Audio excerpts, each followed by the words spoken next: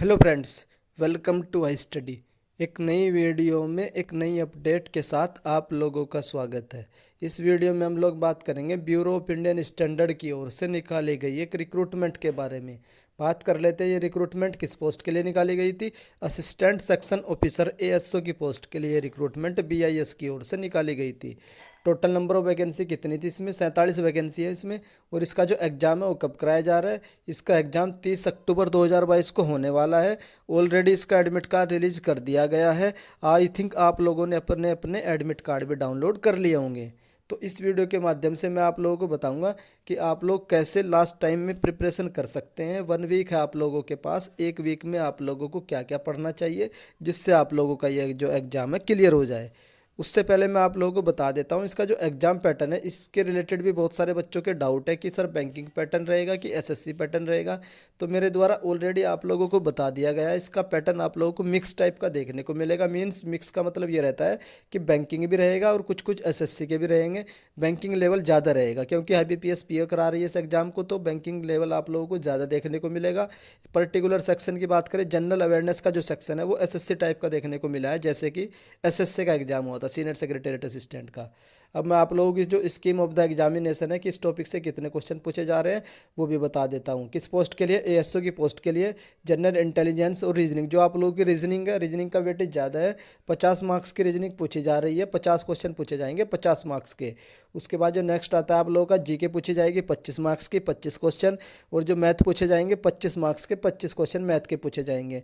Next जो आप लोगों की इंग्लिश आएगी, इंग्लिश भी 50 मार्क्स की पूछी जा रही है। मीन्स 150 क्वेश्चन में से 100 मार्क्स तो आप लोगों के इंग्लिश के और रीजनिंग के ही है। तो आप लोगों को ज़्यादा से ज़्यादा ध्यान अपना रीजनिंग पर लगाना है। उसके बाद आप लोगों को अपना ज़्यादा फोकस इंग्लिश सेक्शन पे करना है। देन आप लोग मैथ करना। उसके बाद लास्ट में जा कर के आप लोग जो जेके का सेक्शन है उसके लिए प्रिपरेशन करना, क्योंकि जेके का वेटेज कम है, बाकी अदर सेक्शन का वेटेज ज़्यादा है। तो मेरे अकॉर्डिंग आप लोगों को अदर सेक्शन पर ज़्यादा फोकस करना चाहिए।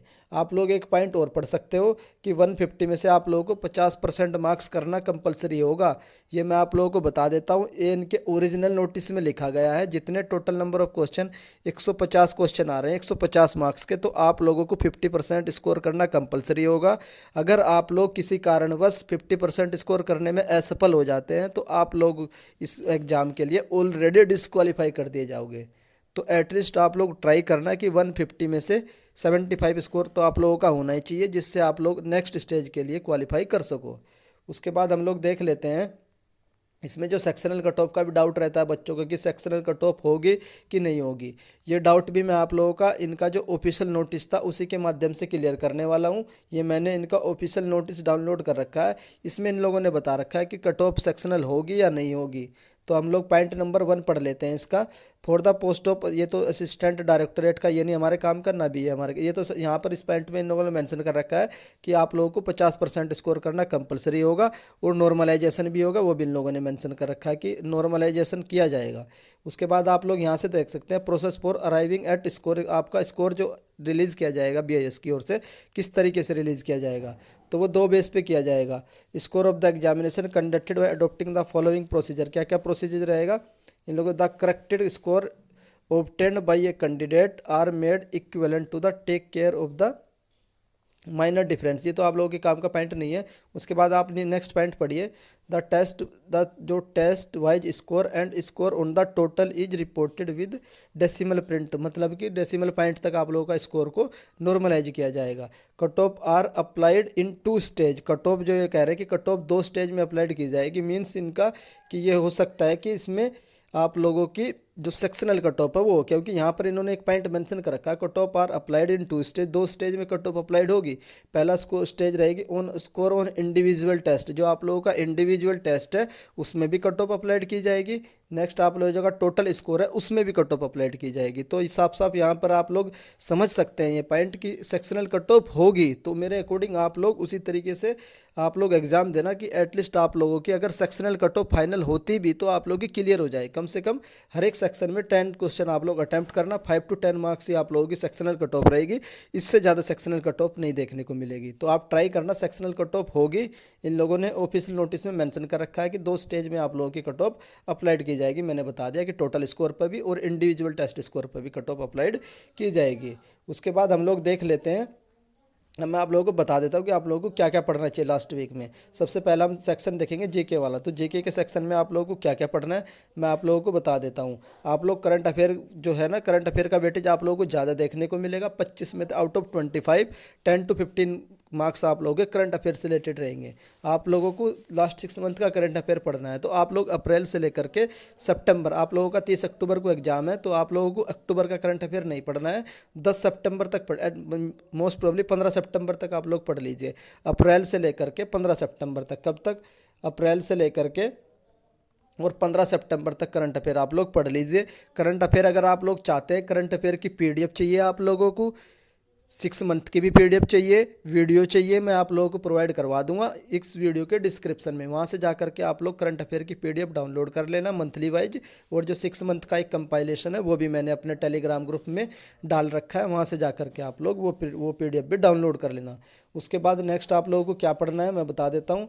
इंपॉर्टेंट बुक्स पढ़ लेना हिस्ट्री में, जैसे कि अर्थशास्त्र बुक पूछी गई थी, तो बहुत सारी बुक है हिस्ट्री में, तो वो एक बार आप लोग गो थ्रू हो जाना, ज़्यादा टाइम नहीं। उसके बाद डेज एंड थीम वाला टॉपिक पढ़ लेना। Art and culture most important topic है, यहाँ से आप लोगों को क्वेश्चन जरूर देखने को मिलेगा, ये आप लोग कर सकते हैं। उसके बाद अपॉइंटमेंट, ये करंट अफेयर का टॉपिक है, पढ़ लेना, जरूर को देखने को क्वेश्चन आएगा।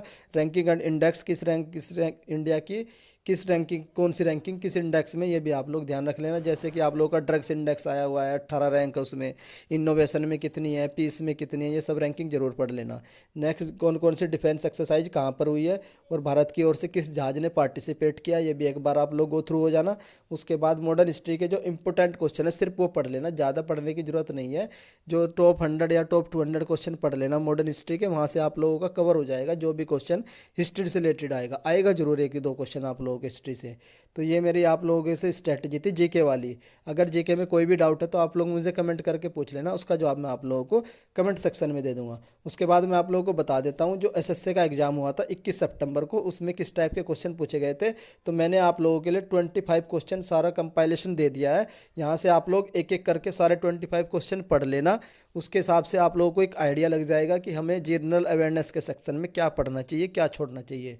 उसके बाद भी कोई डाउट रहता तो आप लोग मुझे कमेंट करके पूछ लेना। ये पूरे 25 क्वेश्चन है जो एसएससी के एग्जाम में आए थे। ये 25 क्वेश्चन आप लोग चाहो तो स्क्रीनशॉट भी ले सकते हैं, या फिर मैं ये पीडीएफ आप लोगों को टेलीग्राम ग्रुप में प्रोवाइड करवा दूंगा। टेलीग्राम ग्रुप का लिंक इस वीडियो के डिस्क्रिप्शन में दे दूंगा, वहाँ से जाकर के आप लोग टेलीग्राम चैनल ज्वाइन कर लेना और ये पीडीएफ डाउनलोड कर लेना, जिससे आप लोगों को आइडिया मिल जाएगा कि ये यहाँ पर 25 क्वेश्चन कंप्लीट हो जाते हैं जो एसएससी के एग्जाम में आए थे। तो आई थिंक आप लोगों को मैंने सारे क्वेश्चन भी प्रोवाइड करवा दिए जनरल अवेयरनेस के। नेक्स्ट सेक्शन आता है आप लोगों का रीजनिंग का लेवल प्योर बैंकिंग को देखने का मिलेगा और क्लर्क लेवल का रहेगा, पीओ लेवल की रीजनिंग नहीं आएगी। क्या क्या टॉपिक्स एसएससी में पूछे गए थे, सेम वही टॉपिक आप लोगों को एएसओ के एग्जाम में देखने को मिलेंगे। पहला टॉपिक जो पजल वाला है, सिंपल बेसिक पजल कर लेना, जितनी भी टाइप की पजल होती है, फ्लोर बेस्ड पजल होती है, बॉक्स बेस्ड पजल होती है, जितनी भी टाइप की होती है, मुझे कैलेंडर वाली भी आती है, तो सारी बेसिक पजल कर लेना, एडवांस लेवल की मत करना। कलर टाइप की जितनी भी पजल है वो सारी एक बार गो थ्रू हो जाना। उसके बाद कर लेना आप लोग सिटिंग अरेंजमेंट। नेक्स्ट एक है कोडिंग डिकोडिंग का भी टॉपिक पूछा जाएगा आप लोगों से, ये कर लेना। देन ब्लड रिलेशन का टॉपिक इजी टॉपिक है, 1 वीक में आप लोग इसके क्वेश्चन प्रैक्टिस कर सकते हैं। तो ये रीजनिंग की स्ट्रेटजी है। रीजनिंग के 5-6 टॉपिक है, इन्हीं को बार बार रिवाइज कर लीजिए, क्वेश्चन प्रैक्टिस कर लीजिए, अब ज़्यादा समय नहीं है आप लोगों के पास। उसके बाद डायरेक्शन वाला कर लेना, स्लोगन से क्वेश्चन देखने को मिले थे, स्लोक्स जरूर करके जाना। उसके बाद सीरीज से भी क्वेश्चन आए देखने को मिलेंगे आप लोगों को, सीरीज भी कर लेना। उसके बाद नेक्स्ट टॉपिक आता है आप लोगों का मैथ सेक्शन। मैथ में आप लोगों को अर्थमेटिक के जो इंपॉर्टेंट चैप्टर है, profit loss, percentage, time and work, ये सब एक बार जरूर करके जाना। एटलीस्ट 20-20 क्वेश्चन हर एक चैप्टर के लगा लीजिए, 6-7 चैप्टर होंगे इंपॉर्टेंट। टाइम एंड वर्क हो गया और मिक्सचर एंड एलिगेशन हो गया, सीआई एंड एसआई होगा, जरूर लगा के जाना। एसआई एंड सीआई के दोनों क्वेश्चन आप लोगों को 2-2 देखने को मिलेंगे। तो ये वाले जो इंपॉर्टेंट चैप्टर है अर्थमेटिक के करके जाना। उसके बाद सिंप्लीफिकेशन भी देखने को मिलेगा, ये तो आप लोगों को प्रैक्टिस करने की जरूरत नहीं है। और एडवांस मैथ जो होता है ना आप लोगों का, जो एसएससी में पूछा जाता है, वो आपको करने की जरूरत नहीं है, मैं पहले ही बता दे रहा हूँ। सिर्फ और सिर्फ अर्थमेटिक कर लीजिए। चाहो तो एक टॉपिक मेंसुरेशन के सिंपल क्वेश्चन कर सकते हैं, मेंसुरेशन जो आती है आप लोगों की, तो ये मैथ की स्ट्रेटजी रहेगी। मैथ में भी आप लोगों को ज़्यादा कुछ करने की ज़रूरत नहीं है, जो मैं बता रहा हूँ सिर्फ और सिर्फ उतना कर लीजिए।